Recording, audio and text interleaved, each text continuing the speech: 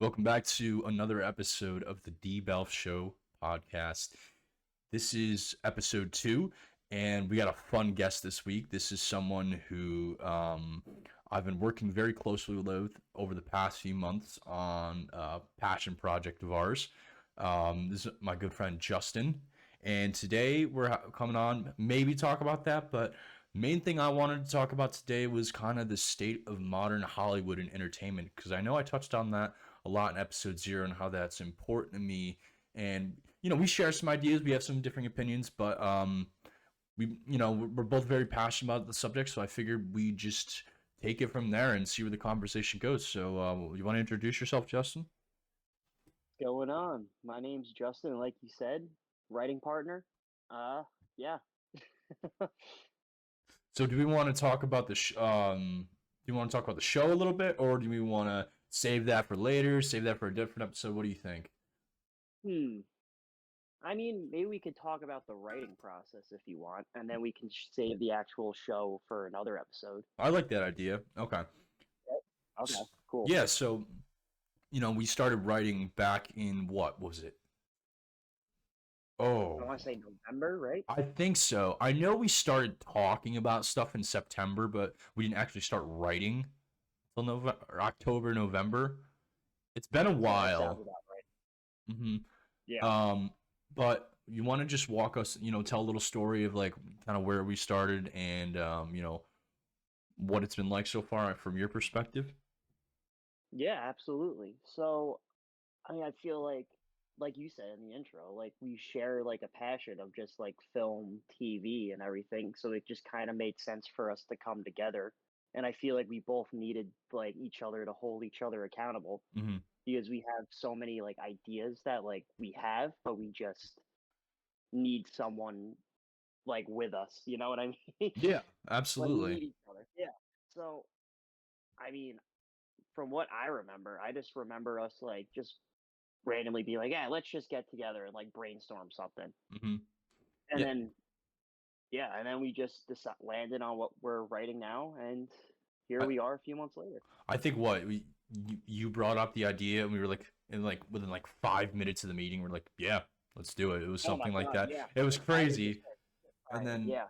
yeah, so no, it's been quite the journey. We've gotten what we're just about done with one script. We have a few different outlines. Working on another script right now. And what's that been like? Screenwriting. I know you said that it's not your forte all the time, but Yeah.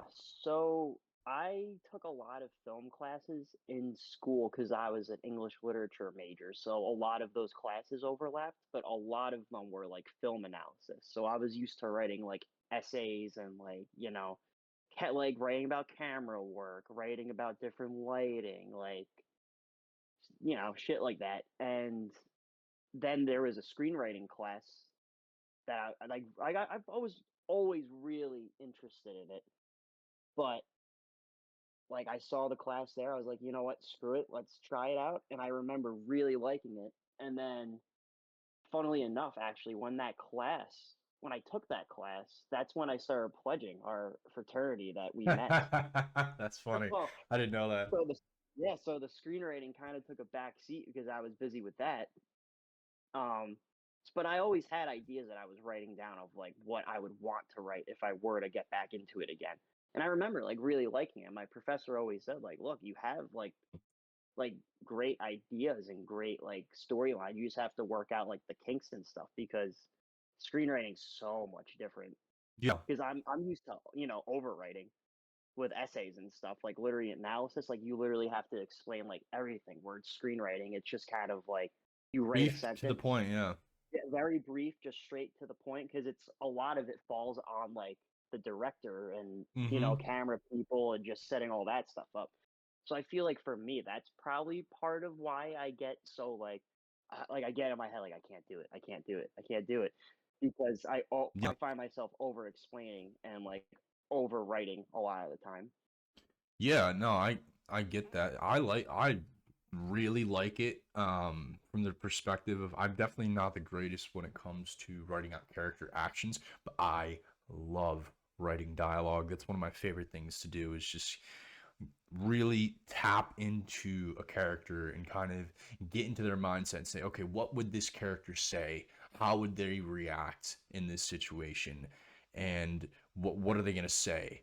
What are they going to think? What are they going to do? That's why I love screenwriting a little more. I mean, you could still do that in a traditional book or essay when you're writing about a character, but it's different with screenwriting because it's. I mean, even then, I The guess words hold more weight. exactly. It's you got to be more. There's no. It's hard to describe what I'm saying, but I feel like with screenwriting compared to a book, it's like okay, this happens, then this happens. Where it's like screenwriting, I feel like it just has that extra layer of personality, where you really have to get into the moment and get in the character's shoes, and really think about what they would do in that situation, and that's what I Right. love about it.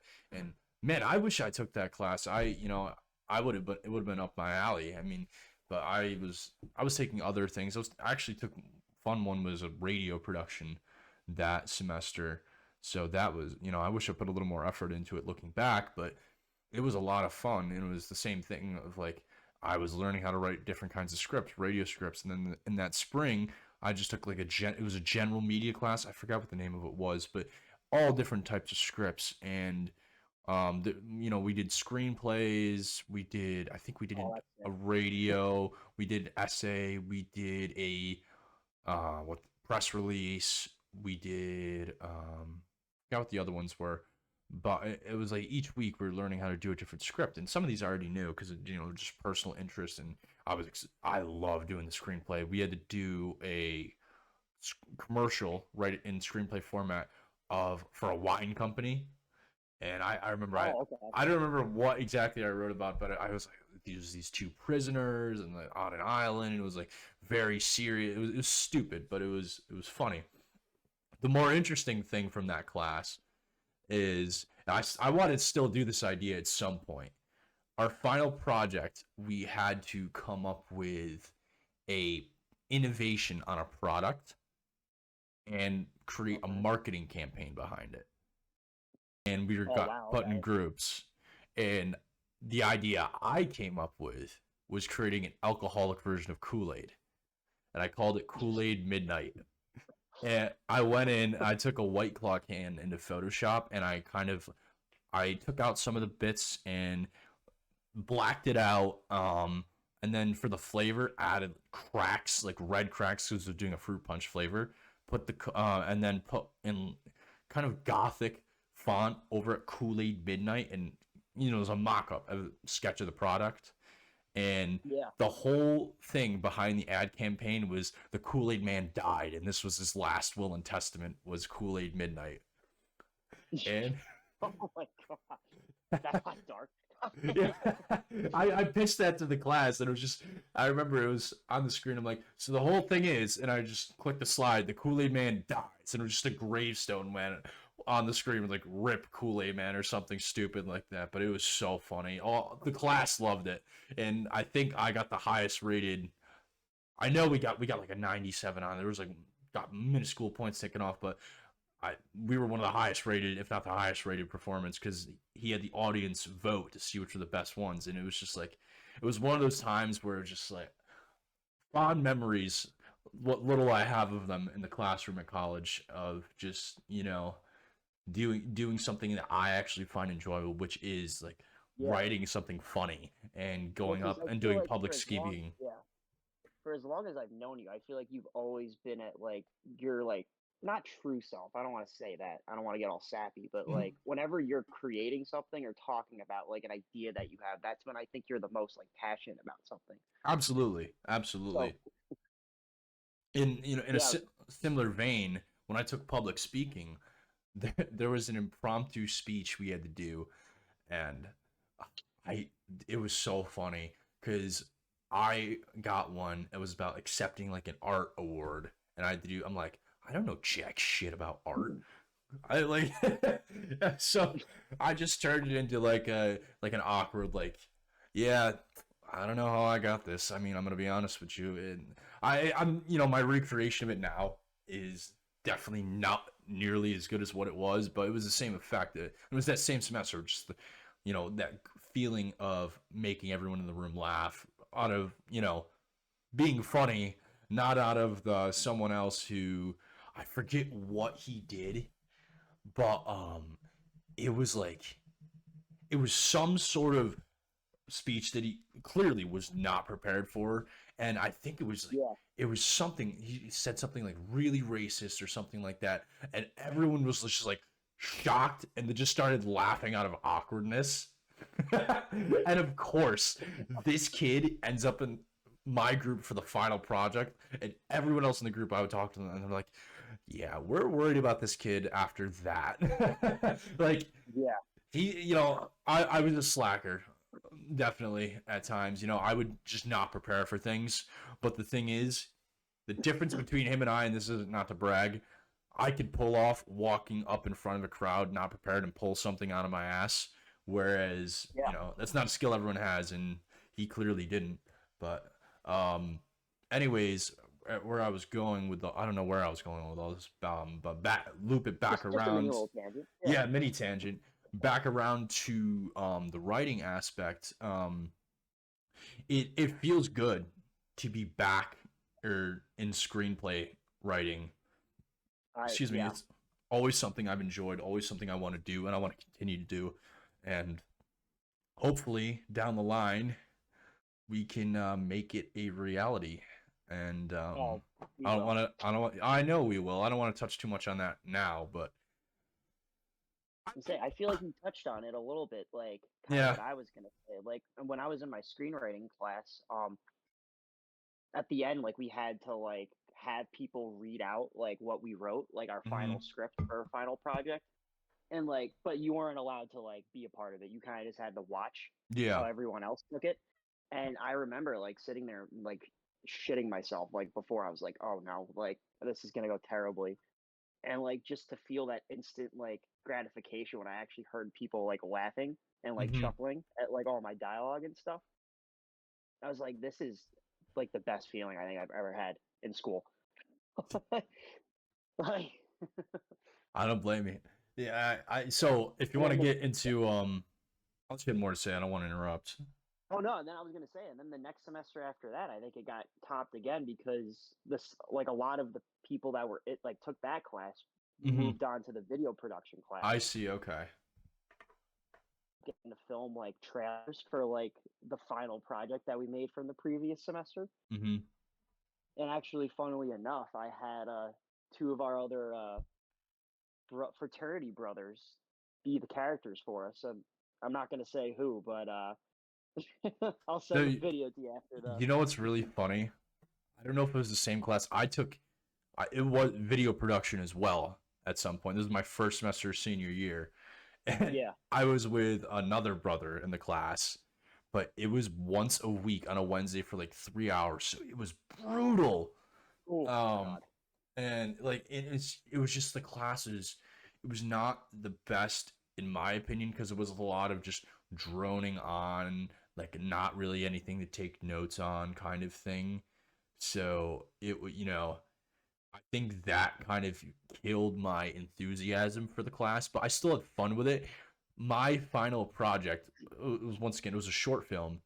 Um, I recorded it with two other brothers, Peter and Ryan, Okay. Yeah. and it was called Cheese Balls, and it started with Ryan just sitting on the couch watching TV, and Peter gets home and gets pissed because he thinks Ryan ate his can of cheese balls, and it's just like it's me interviewing Ryan about the aftermath and how Peter's basically moved on, and Ryan's like, I wish I could repair the friendship. I wish I never ate those cheese balls. It's stupid, but it was fun. It was really fun to make.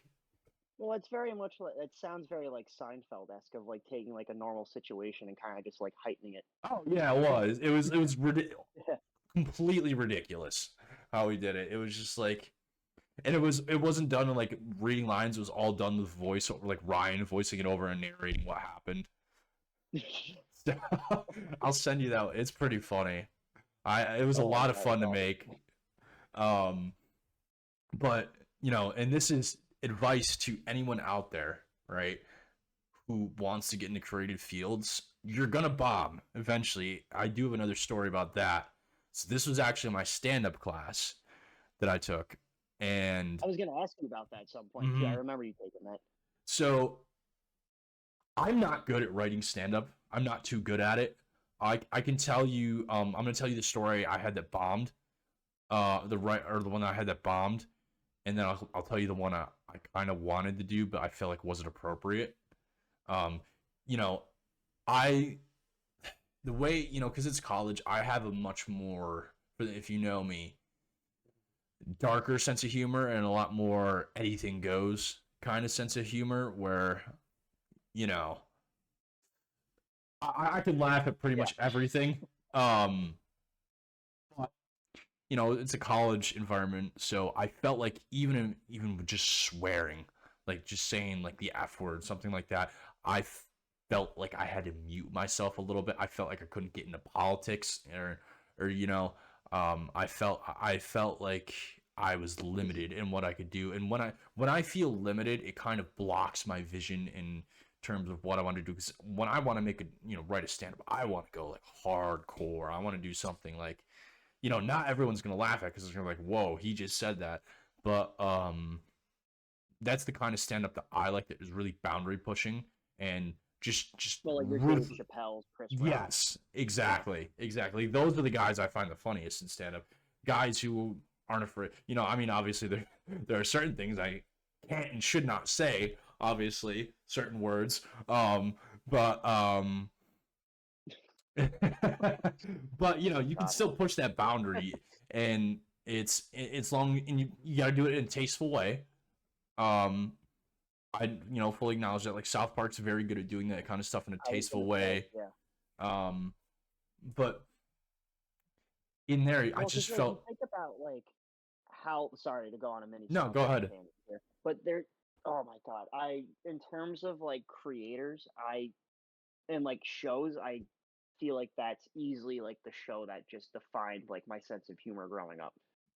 I wish I Like watched I them don't know growing about up. you, yeah. I Because I I remember my first time ever watching a South Park episode. It was God. My family was vacationing in Universal, Yeah. and my dad randomly just put it on, and I was in like seventh grade at the time, and I Hmm. remember my mom being like, "No, like you can't have that like on." Like what the kid, and he was like, "Ah, it's vacation, just let him watch it." And ever since then, I would just sneak it all the time. I I'd was be up in my room late at night. Oh my god, I'd be too scared with my dad. I was like, he would not let me watch like anything R rated in the house when I was Yeah. younger. Um, so I'd just be too scared. I would want to, I definitely could have gotten away with it. Sorry, Dad, if you're listening. But um, yeah, no, I just didn't want to do it. I never watched it growing up. I didn't watch it till probably 2 years ago. I went a Oh little, wow, yeah, I didn't late to the start party then. Jeez. literally towards the end of my last semester senior year because I thought it looked stupid. I saw clips and I'm like, man, that looks stupid. Like, but I started watching. I'm like, holy crap, this is hilarious. Like, Because only that them. show, how it's set up, is genius. Because Exactly. you have like the potty humor and just that, if you want that kind of humor, and if you don't Exactly. want to think too much. But then for people like us, where we're examining everything, Exactly. there's those underlying like layers intertwined. You know? They're the only show that they can get away with dropping the N word like it was like what 20 times in an episode, and two Oh, white the Wheel of guys. Fortune. Yeah, two white guys from Colorado saying dropping the N word like 20 times in an episode and get praised for it.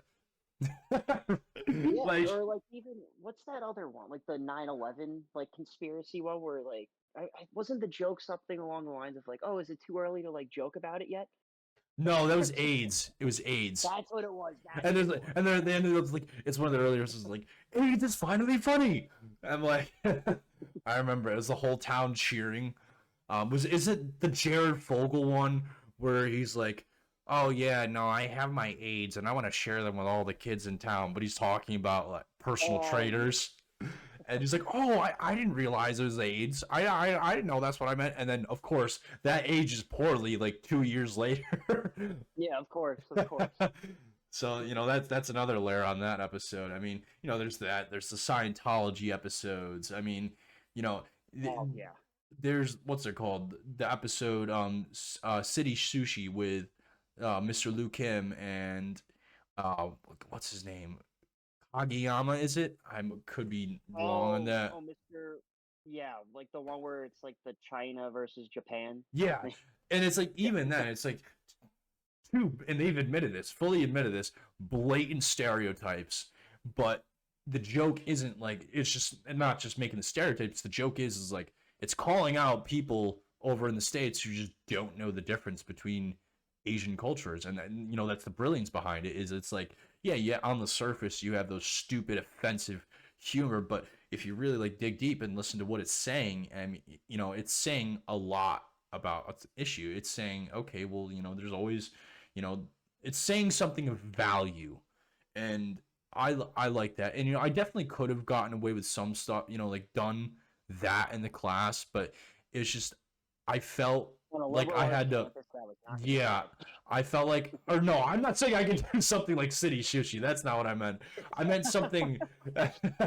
I definitely could not get away with something like that. I meant more of taking what a controversial issue and saying something of value, or something that's a little bit get a tiptoe around, and really saying something of value of about that issue, something meaningful, something positive about it, and turning, but in the form of comedy. And I think I'm much better in that format, in a episodic or movie format, rather than stand up. It's just I, I struggle with writing stand up.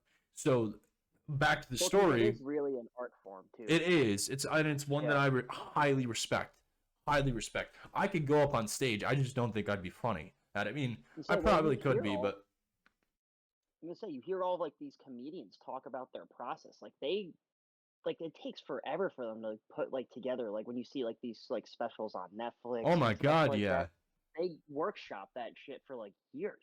Yep. Like it takes a really long time. It's it, a good stand-up set, in my opinion, is far more impressive than like writing a TV show or movie.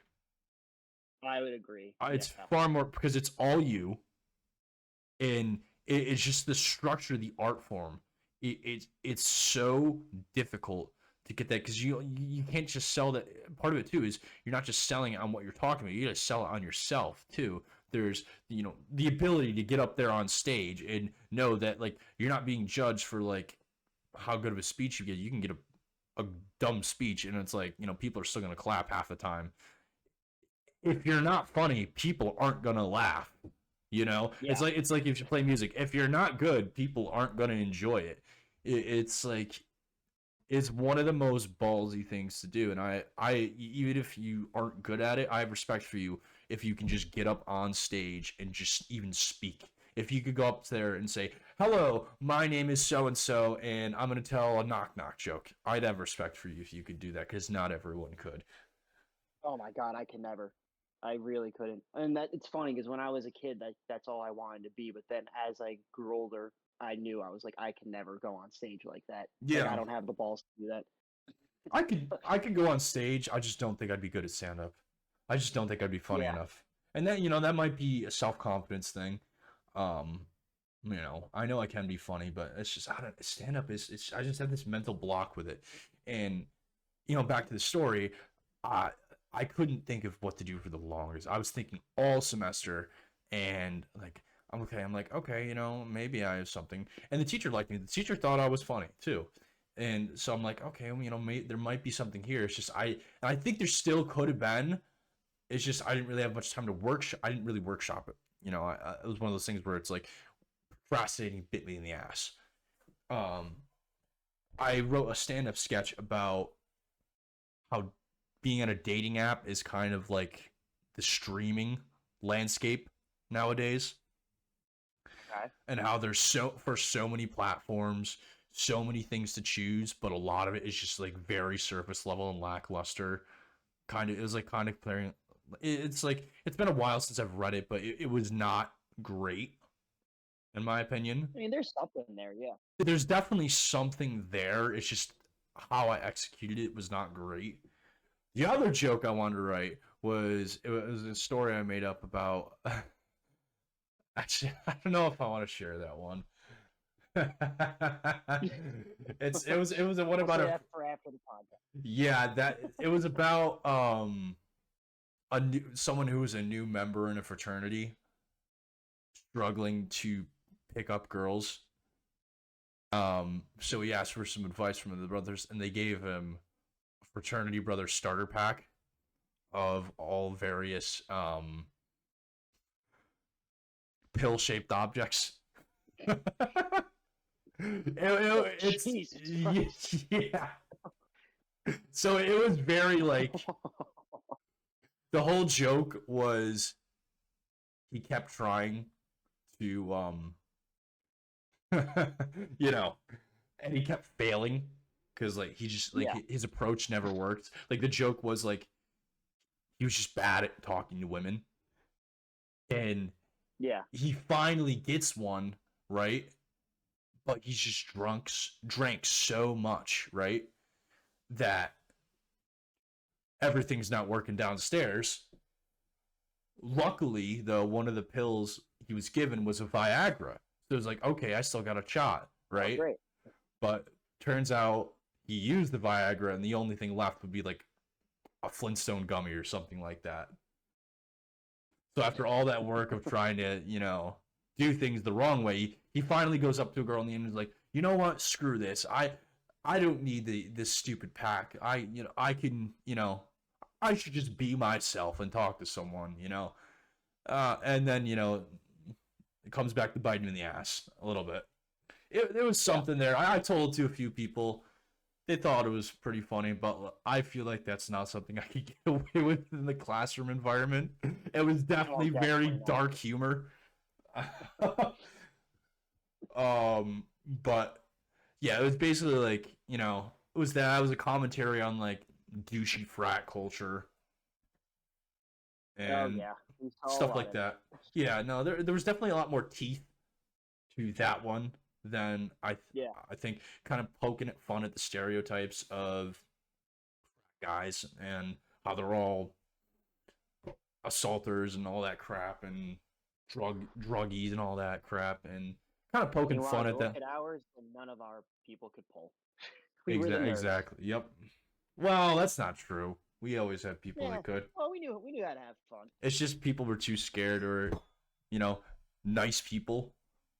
Yeah. So they didn't, well, we story for another time. We definitely had our Yeah. bad apples we had Yeah. We to had our bad eggs. remove from the tree. Um, We definitely trimmed the unfortunately, fat. yeah.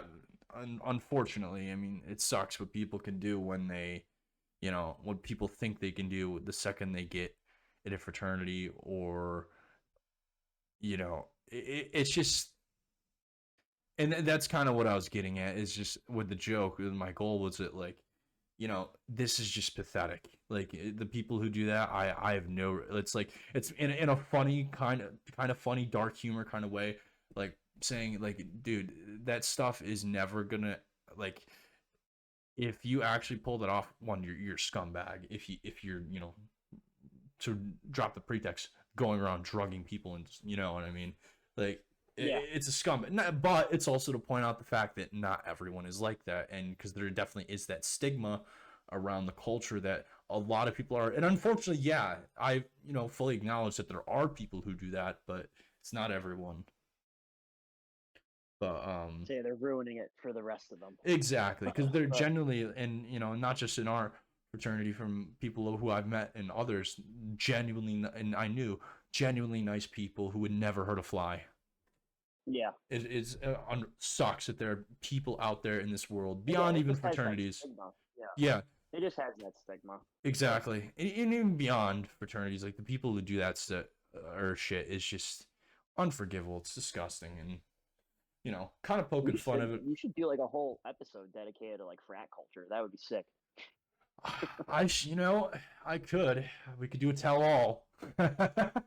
Right? Or I do don't we know if wait that'd a be a few good years idea. for that one? I think we wait a few years so I'm a little more removed We're still to too do. fresh. Yeah, no, I feel like I want to sit on that a little more and kind of look back, maybe with a little bit of nostalgia, maybe like, man, what the fuck was I doing? So I can have more of that. I mean, I still think that now, but I Look back definitely, on like the degenerate era. yeah, in like 5 years, I'm gonna be like, man, what the fuck was wrong with me? Why did I do that? I mean, I still look at that. I mean, playing Mugatu this weekend was certainly one of those. I'm like, man, why did I do that? Yeah. For context, for people who don't know what Mugatu is, it is essentially beer pong, except On steroids. pretty much you fill every cup up to the brim, and we use shitty Bush Light. That's either like freezing cold or piss warm, and it tastes expired, so it's never tastes good. It's never enjoyable to drink. The other catch with it, it expands by one cup in the back row for each person you add to the team. So I think this weekend was what, a 7v7, so there's like 9 cups in the back row. Oh yeah, it's a long game too. Yep, they can last If you like got 2 3 calories. hours. Like 2 hours is fast. Yeah, it's ridiculous. It's a lot of fun, but it's not for the faint of heart. Um, Oh god, I don't but know how we did that every weekend. Like I yeah, feel like after doing it this multiple weekend, times a I felt like weekend. that.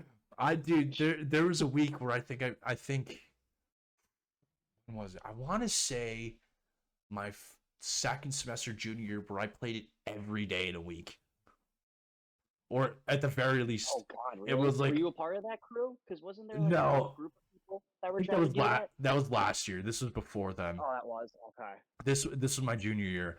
It might not have been every day, but it was like almost at the very least like 5 or 6 in a row.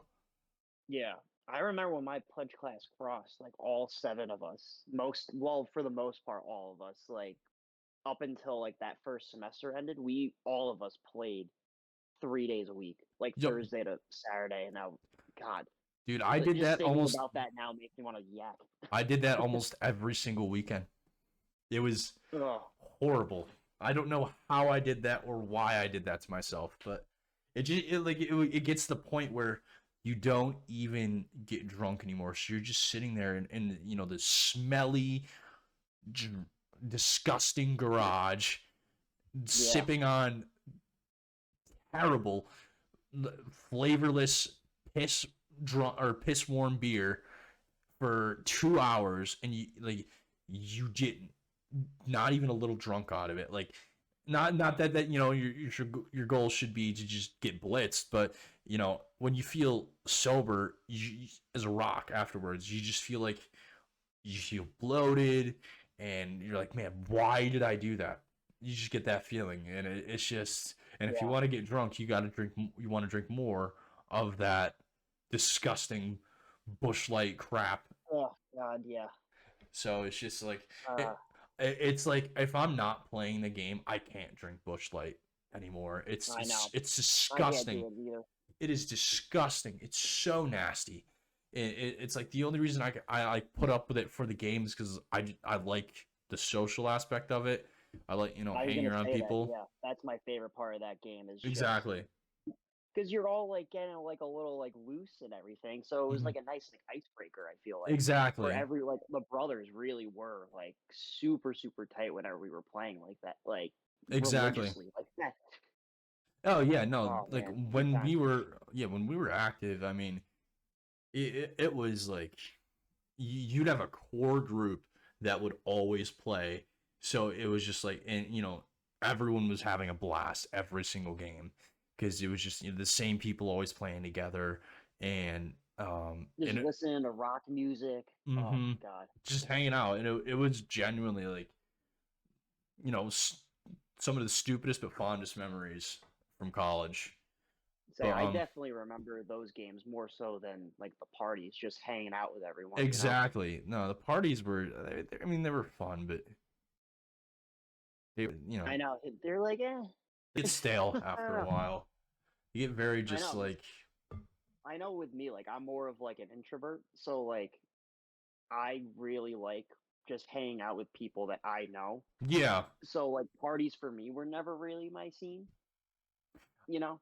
they were for with But me for a while. I just got sick of it. I was just like, this is the same old horse that I've ridden on for time and time again. So I don't care anymore. Like I like playing a game of beer pong. That's that's about it. yeah. It's just like we can get into this later. I feel like better to get into this, like I said, like 5 years down the line. But it's just it's the same old thing every week, and it's just there's only so much enjoyability you can get, and it's also like you got to have the right people to do it with, and the people who I did that with either graduated or stopped coming out for other reasons. So I didn't really have that group where that we all liked to do like the crazy partying, like staying Yeah. out till 4 a.m. and being just drinking, being stupid, and having fun. Like that group kind of went away. So you know I still had friends for sure. It's just more so. Well, it's also too like you kind of just get like mature. Like I feel like senior Exactly. year it had a point for me where I was just like, God, like this, like it was like a roller coaster that year because I feel like I want to Oh, say maybe the beginning of that last semester you're like I'm done, but then like the second half hits and then like you just go all out because you realize like, well, I oh was, man, I'm never gonna be able to do this again like this. I was, mine was complete different from that. Mine was first semester and stuff,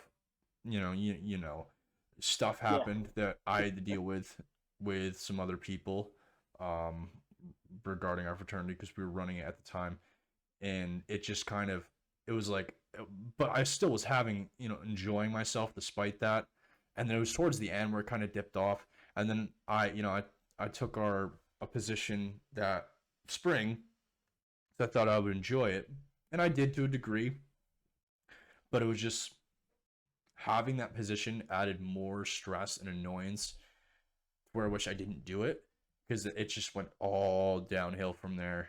Like there were say definitely some especially fun your last moments. semester too, I right? know there was definitely some fun moments. Like spring break was a lot of fun, despite like one thing coming up. But I mean, it was whatever.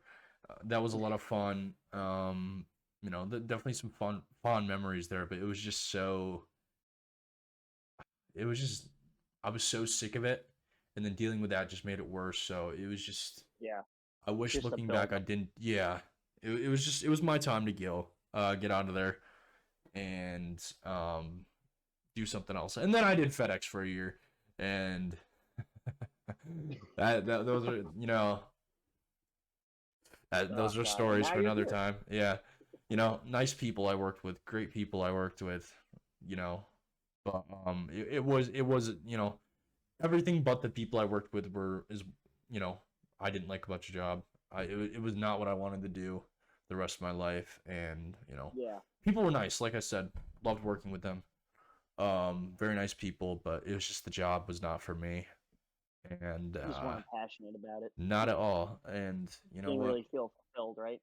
Yeah, yeah, that's a story for another time. We can talk about FedEx in a Yeah. different time and some of my fun stories with that. But anyways, where we let off before we went off on a tangent on this, if you ever want to do creative stuff to end that note on it, just don't don't worry about failing. Um, 'Cause you're probably Say gonna. you're gonna fail. Yeah. It's all a part of the process, you know. And I feel Hmm. like, especially with what we're doing, it's yeah. I feel like we both have had like problems with this too, and I'm sure everyone that's in a creative field can relate. Like sometimes you just get Absolutely. worked up in your head, where it's like, no, this isn't good enough, and you think like the first thing you write down needs to be like perfect, whereas Absolutely. that's just not the case. You It know, takes time. It it takes takes time. plenty of time, and I feel like the best advice I ever got from that screenwriting class was, and I feel like I just started doing this again, like in the past few months. But Mhm. my film professor said like just try to write 10 minutes a day, like no matter what it is, just set a timer on your Yeah. phone, like and just write whatever comes to mind. It just does not have to be good because you never know what will come out of that. I should definitely take that advice. I don't do that. Yeah. And I know for me, like I like to handwrite when I do that. So I do some handwriting. I do some computer. yeah. I'm more so like I take like a week off and then I go write for like an hour. Yeah. I write. I Because again, like people have different processes too, which yeah, is what's great about writing. Like there's no right or wrong way to do it, you know? true, very true. I definitely could have better writing habits though, and I'm trying to work on that because I do enjoy it and I want to do it more. It's just more so like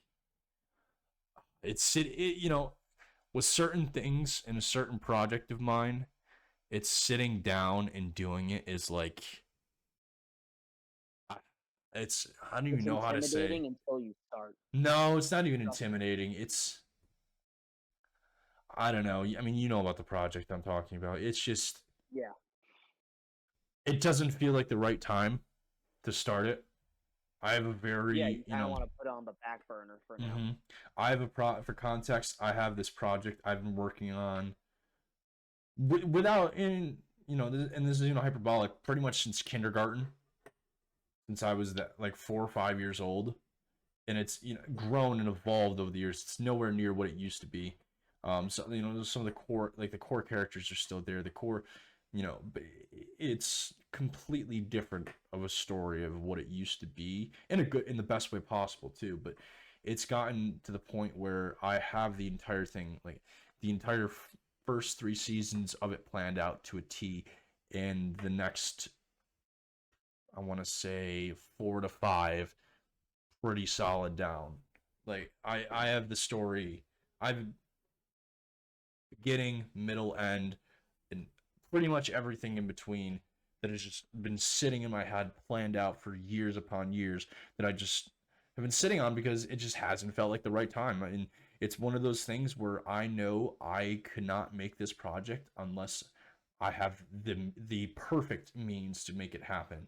I know that I cannot do this until I'm at a point in my life where I have acclimated enough success, enough wealth to where I can put my 2 feet forward and just say, I'm doing this now and I'm doing it with my creative freedom. And it's going to come out the way I want it to be because it is the only way that it can get done. It cannot be done with studio input. Yeah, this is, I don't care if any other project I make gets meddling or whatever a little bit. I mean, I would care, and we can get into that in a second. I want to talk more about that with Hollywood. Um, but this project it's one of those things that it needs to be exactly how I envision it, or it will not work. It will not feel right. It is not Well, it's something I'm kind willing of to like sell what out George on. Lucas did, right? With Yeah, Star Wars. pretty much. Yeah. To a degree. I mean, Like he had that idea, like the main general plot points. I mean, at least with the first six. Like we're yeah. not going to talk about the sequels, Oh, but don't we'll get save that for another don't get time. me started on that. I could yeah, no, so with the original six, the plot points, he felt from what I've heard, he's fiddled around with stuff, but the general through line was always there, at least for the first movie. But I do know, funnily enough, the script, the dialogue got changed a lot in the first movie because it was very just jarring and just so inhuman and unnatural. Um, I was gonna say I heard that through that podcast Smartless with mhm. Jason Bateman, Will Arnett, and Sean Hayes. They were interviewing Mark Hamill, Yeah, well, there's an and that's interview. exactly what Mark Hamill said. Mhm. He was like, the dialogue was awful. There's an Like, interview from Mark Hamill, and this is way back when. I think it's got to be like 80s, 90s, and I forget what the line was, but it was like Luke's supposed to say something like, we got to go to talk. What? How does that work? We got to go to something station to get something else because of something else. It's like the most like ridiculous, just made up, filled like made up nonsense words. And he said in the interview like, he looked at George and was like, George, with all due respect, I'm not saying that. Like, Like, it doesn't make sense. I forgot the line. But it's something extremely ridiculous sounding and just unrealistic. And and you kind of see that with the prequels, where as much as I enjoy the third one and somewhat Phantom Menace, the dialogue is just so it's Well, yeah, Shakespearean I was in a gonna say, way, yeah, but it's like it's so jarring at times that it they makes it definitely odd. tried a little too hard to make it sound more articulate than it was. Like, it's Yeah, people shooting, like, it's like, Jedi Knights running around with lightsabers in space. It exactly. doesn't need to be that deep. You know? Yeah, he's really trying to lean into that space opera, which I respect. Everyone has a vision. It's just it was a little too jarring, and I think the prequels, people praise them now, but I mean, come I after think me. Clone Wars definitely helped with that, though. It did. Come after me if you want, but 1 and 2 are not that good. I know I just probably pissed a Huh? ton of Star Wars fans off, but episode 1 and 2 are not great. They have great moments, and Yes, I don't know absolutely. what I don't know if this is a hot take, but I would argue that one is the better movie. One's It's better just than a two. more, yeah, just Attack of the because I Clones feel is like the two worst. gets a little goofy, a little too goofy. And it has that segment in the middle with Padme and him on Naboo that is just a fever dream and lasts forever, too. Yeah, Like, two is just too sloppy. Two is very sloppy. One is more solid and more congruent, but it has that same problem where it's just a little boring at times. yeah, It, and it then obviously the comedic relief, or at least what they tried to make the comedic relief. oh, Jar Jar Jar Jar Binks. Binks was just not Yeah. great as like the lead. Like, here's my thing with Jar Jar. I don't mind him once he took a back seat, but in that first movie, that was, oh god, It was that was a too little too much. much. It was too much. He was trying to recreate the Ewok formula, but it was too much. The great And thing about the Ewoks is that you didn't understand them. exactly. Part of me wants to say the South Park parody, but it's better, but it's just as annoying. Yeah. Oh god. If you haven't seen Oh. it, it's the episode. I think it's called what, Jackofasaurus, something like that. Oh, that's right. Yeah. Yeah. That was an early episode, Yes, right? Yeah. it's just as annoying, if not worse.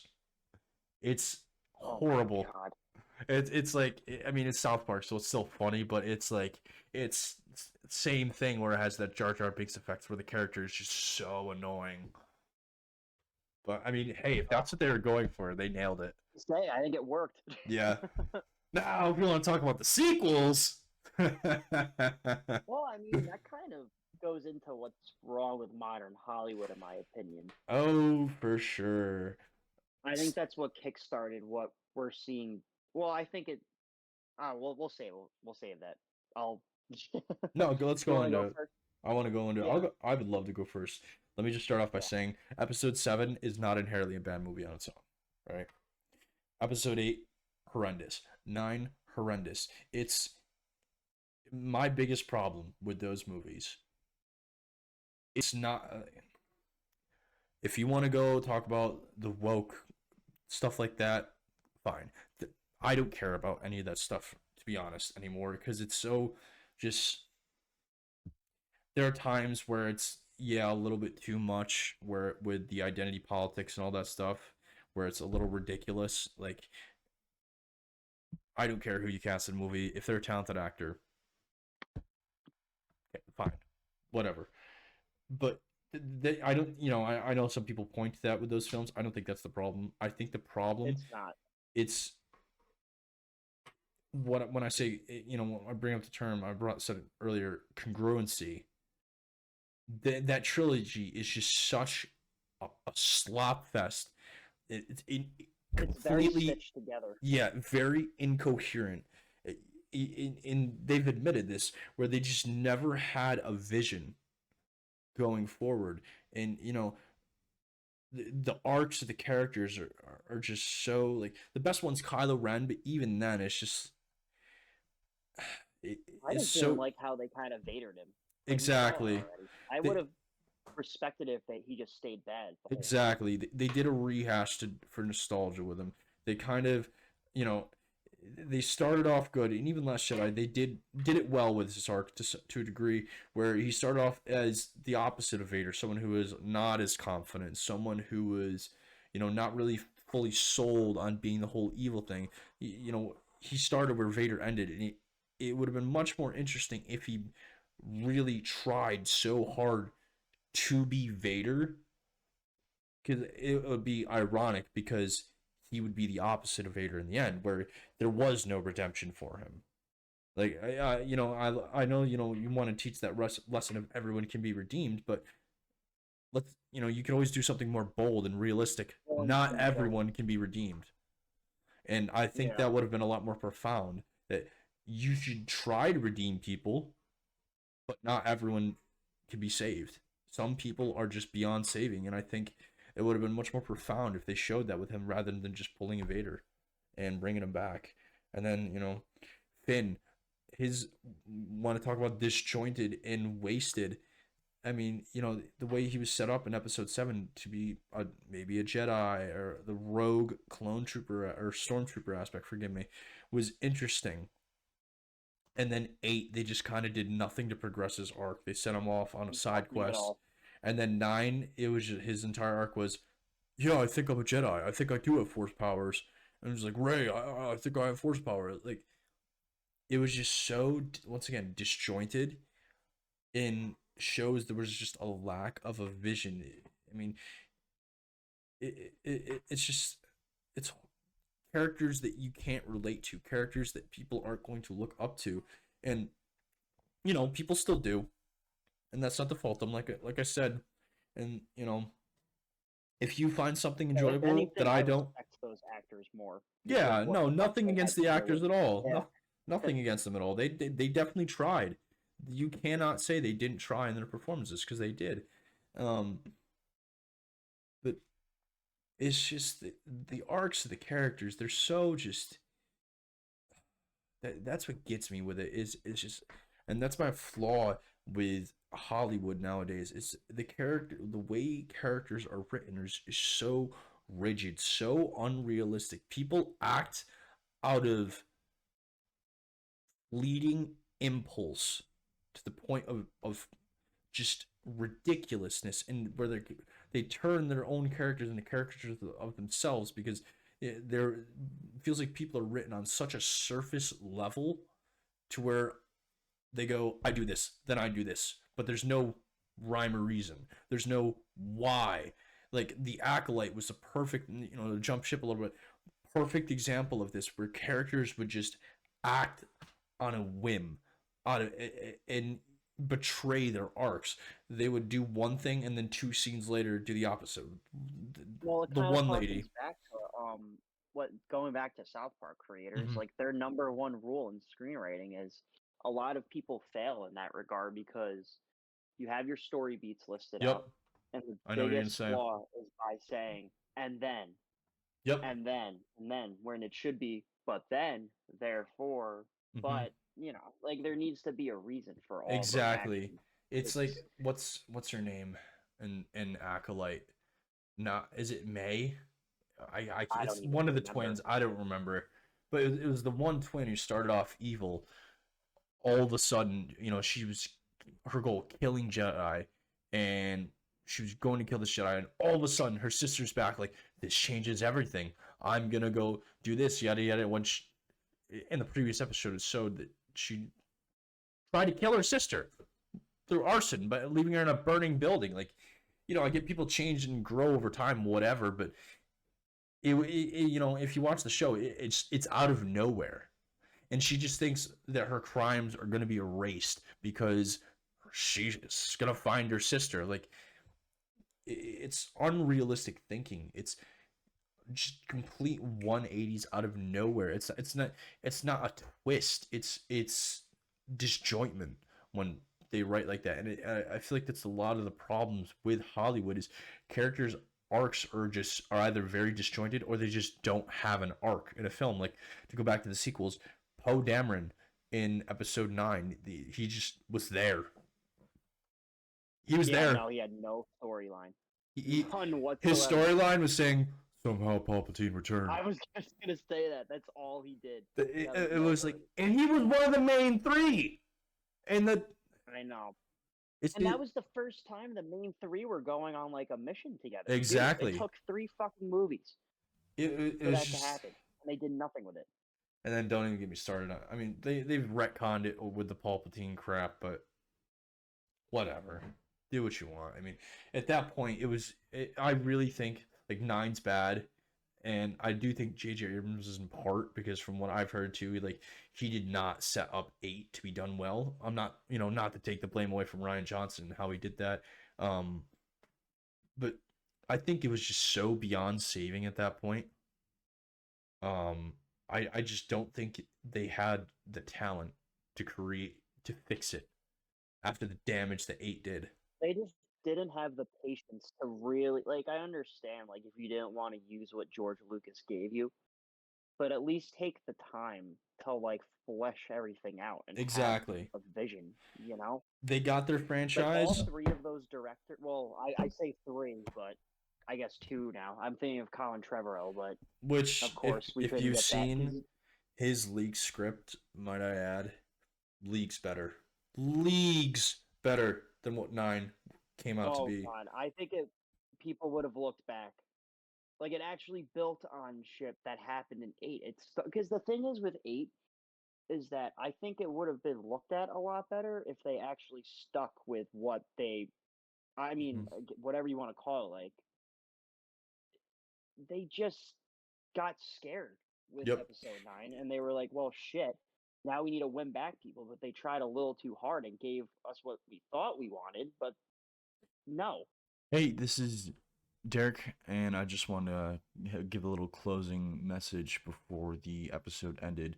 First off, I want to thank everyone who's been watching and all the support I've been getting on the first two episodes, and I just want to say I really appreciated it, and it was a lot more successful than I really thought it was going to be. So that means a lot to me, and I hope it continues to go that way. I'm going to continue to be pumping out episodes weekly, and yeah, I just want to say thank you for the support. It means a lot to me.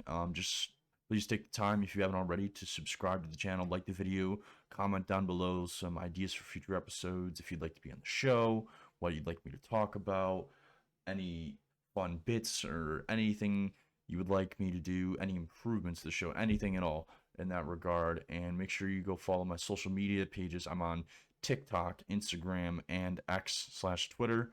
I'm a little inactive on TikTok and X at the moment, but as soon as I start to build more of a following over there, I'm gonna be a little more active, start promoting this page. But my Instagram, I post whenever there is an episode out. So if you never want to miss that, make sure you go over there and give us a follow. Thank you so much for watching today, and I hope you have a great day, and we'll see you next week for the next episode.